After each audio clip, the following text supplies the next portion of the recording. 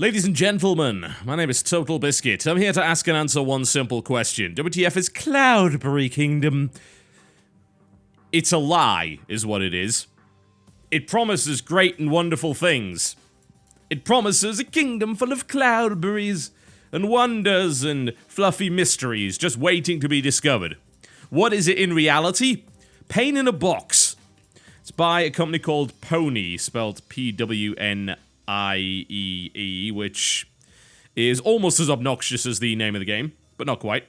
It's labeled as an indie platformer, but actually it's published by Ubisoft, so I don't really know if that actually counts. Cloudberry Kingdom is what I like to call a torture platformer. It's designed for people that are masochistic. It's designed for people that like an extreme challenge, and it is a game that decided to make nothing but that forever. And I'll explain why in a minute. Head up the options menu. It is a 2D platformer, so as to be expected, the options menu is not exactly large. You can edit your controls, and you can also have a wide variety. You can actually use several sets, which is strange, because it doesn't show it here, but the cursor keys work as well as WAS and D. There's really nothing else to it, honestly. Everything is bound really to those 4 buttons. The power-up menu, you don't even have to use. Separate sliders, full screen, resolution options, and so on and so forth. So, yeah, it's pretty much to be expected. You can also reset the story mode and basically go back to level 1 if you so desire. So, one of the selling points of this game, it would seem, is that the person doing some of the narrating is Kevin Sorbo, who, if you recall correctly, was the voice, well, he was the actor for Hercules in the Hercules TV series, and he was also in Andromeda. He plays the hero in this particular game, which is curiously story-driven. Doesn't make a lot of sense that it is, but we're going to go and have a look at it anyway. So, let me show you exactly what I mean. It's got these rather charming cutscenes, as well as this elegant mustache. You can customize your character if you so desire. I'm not messing with mine. He's perfect, and I will have nobody claim otherwise. So, let's show you the story mode so I can show you that cutscene, and then we'll go into just finding out exactly what this game is all about. So here we go.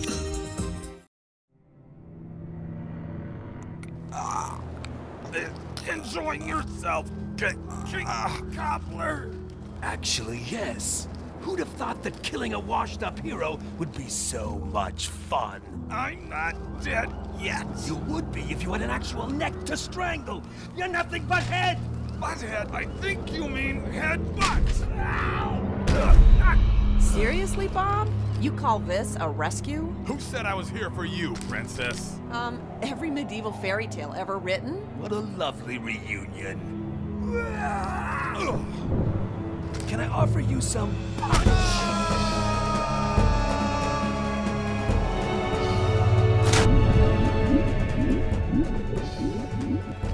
What do you call a no-necked has-been flailing around in the middle of the sea? Bob!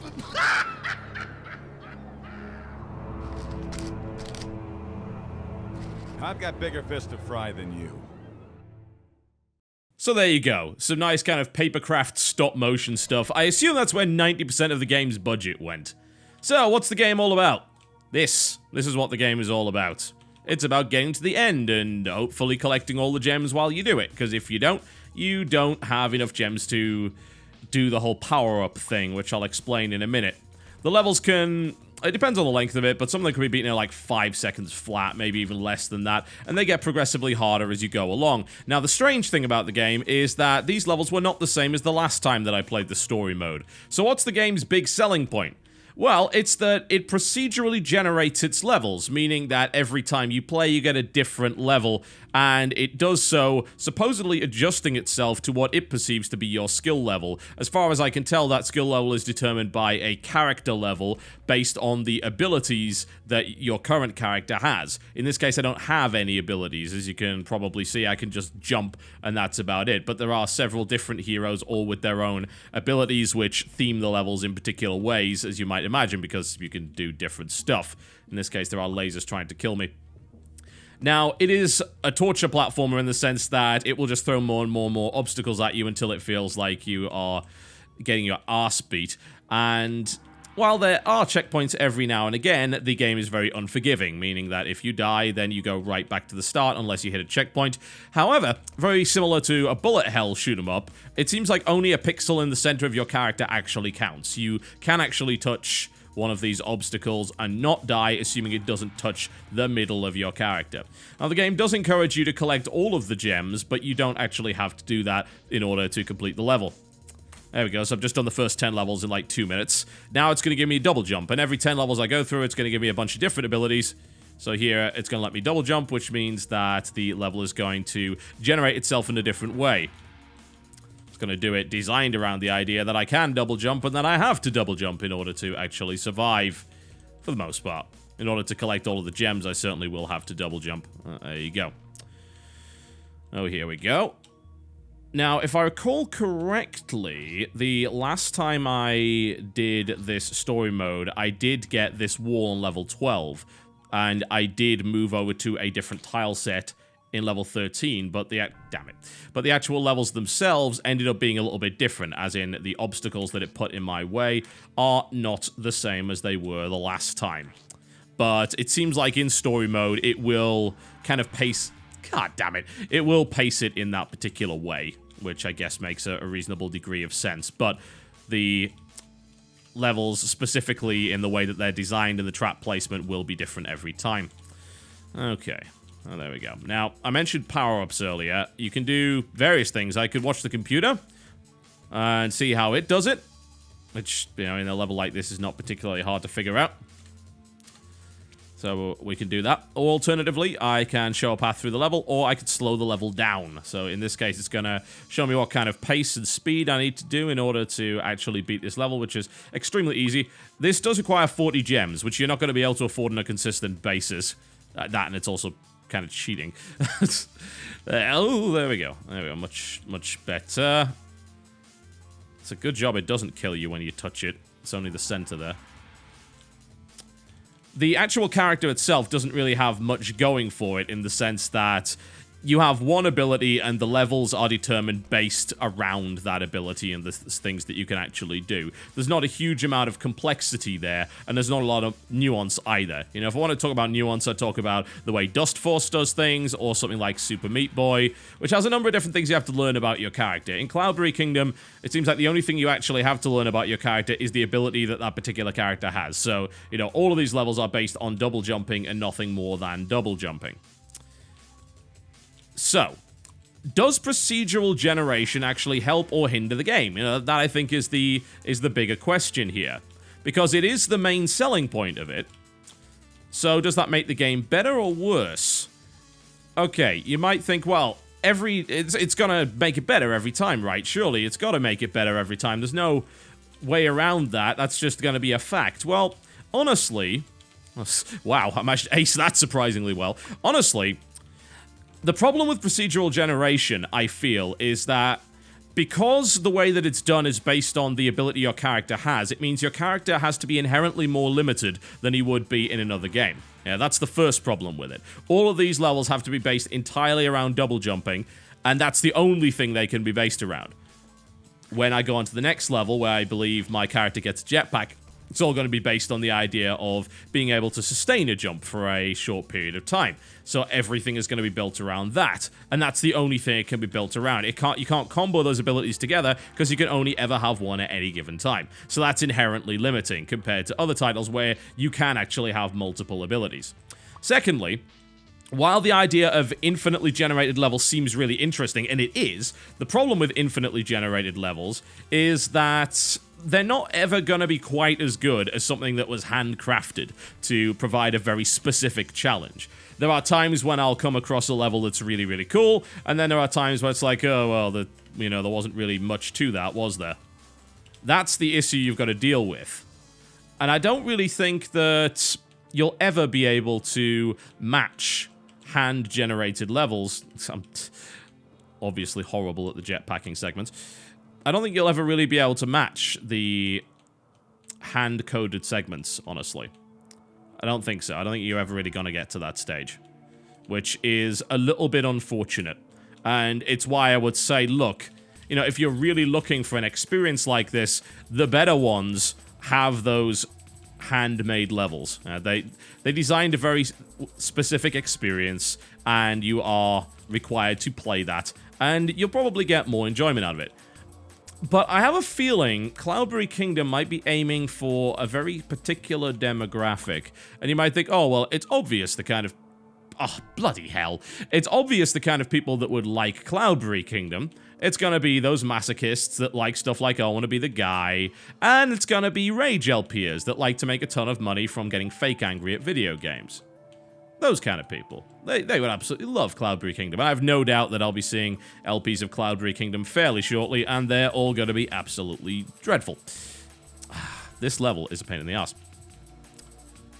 But I don't think that's true. I think actually Cloudberry Kingdom is a torture platformer for the rest of us. It's a torture platformer designed for people that aren't really into those games, but have an interest in it, yeah? They've maybe watched a few LPs here and there and said, ooh, this is an interesting idea. I'd love to play games like that, but they're all too hard.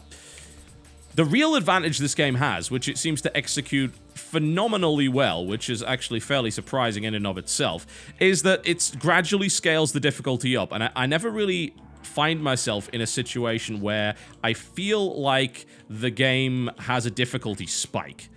You know, I think maybe you could make an exception and say, well, the game does have these different abilities that you have to learn. That was pathetic. And maybe that could be considered a difficulty spike, but I don't think that's because it's harder, it's just because it's new, yeah? It's because it introduced the different mechanic, and you've got to kind of get used to it, and then that's that.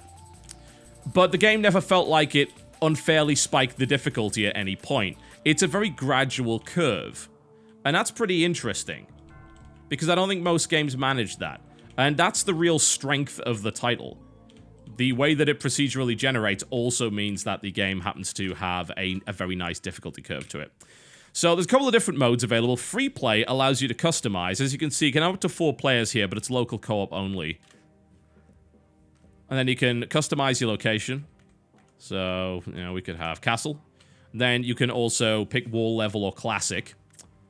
And you can pick a hero as well. Under free play, you can have every hero. We might try a couple of the more interesting ones. Or you can even go random, which I think is very interesting.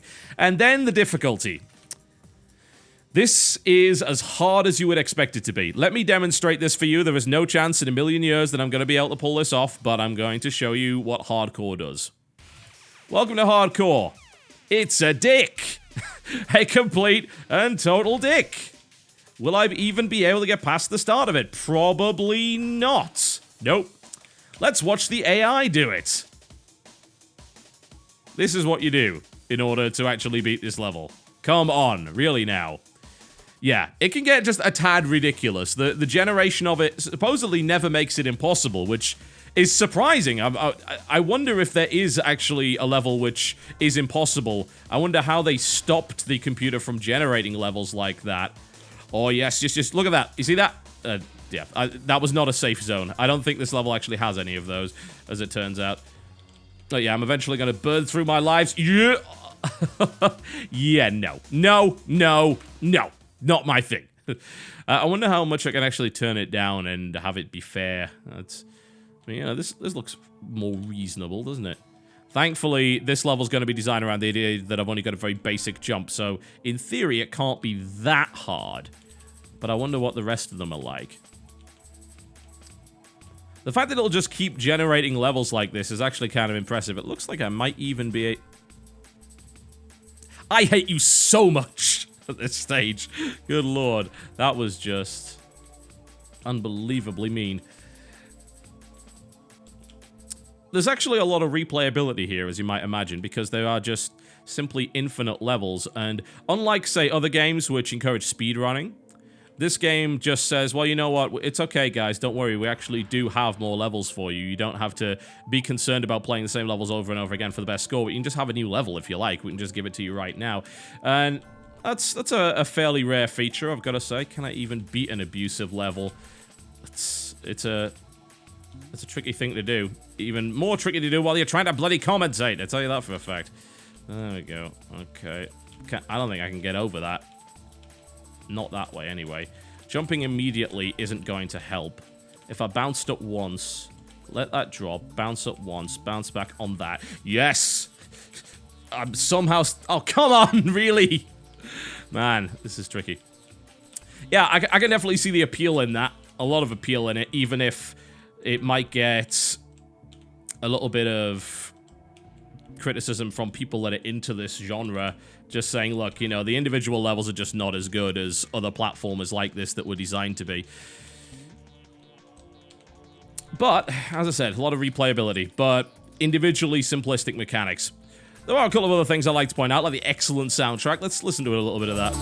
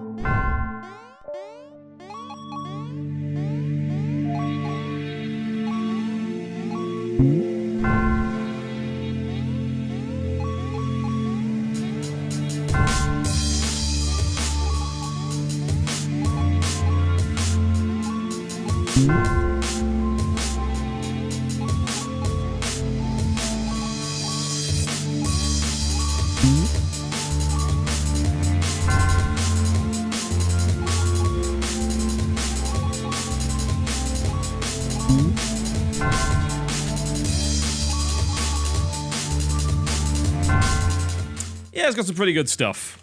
I'm done. I'm not doing that.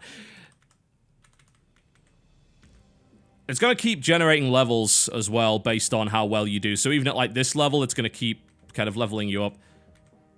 I'm interested to know what Spaceship does. Let's have a little look at that, shall we? Alright, here we go. Oh, come on, no! Alright, so it actually generated a level that is essentially a shoot 'em up here. Wow. That's kind of cool. That's a whole different game mode that they just threw at you there. And now colliding with this stuff will actually kill you in a way that it didn't previously, so... Although, I've got to say, it's actually, it's making me feel a little bit disorientated because of the background scrolling, but, you know, that's probably just a personal issue. Jeez, no! Oh, man. So, Cloudberry Kingdom. It's a difficult one to assess, honestly, because it's not like the mechanics are bad, it's just they're very, very simple. And I don't think there's anything necessarily wrong with any of them either. I think, you know, they're fine. They do what they're supposed to do. And that's okay. But maybe, just maybe, fans of the genre are looking for something a little bit more complex. However, this is really good as Babby's first torture platformer.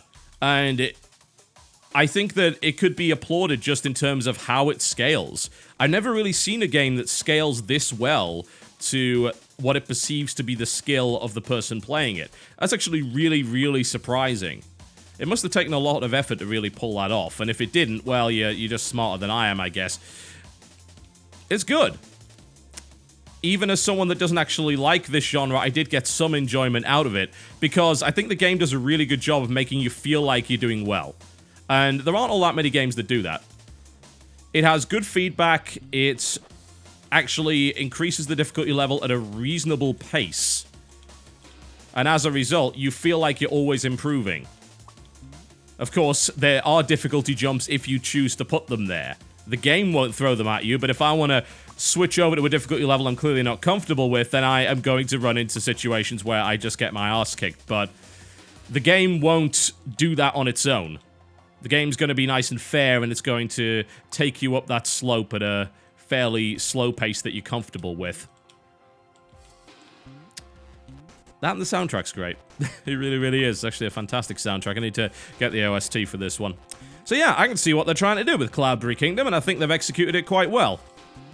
Do I want to keep playing it? Well, not really, because regardless of how well it executes this stuff, it still doesn't mean that I like platformers. You know, I don't. I really, really don't. But for what it was trying to do, yeah, absolutely. Definitely think that Cloudberry Kingdom is going to appeal to a great deal of people. I expect the Rage LPs to appear about 2 hours after the bloody thing comes out. This game will be available in a couple of days on Steam, and it's going to cost you $10, €10 or £8. It's also going to cost you $12 in Australia for some inexplicable reason, but there you go. So if you wish to share in the frustration, then by all means, I'm sure you will enjoy it very much. For me, I'm going to go back to my strategy games. It's perhaps more suitable for my particular demeanor. My name's been TotalBiscuit, taking a look at Cloudberry Kingdom. We'll see you next time.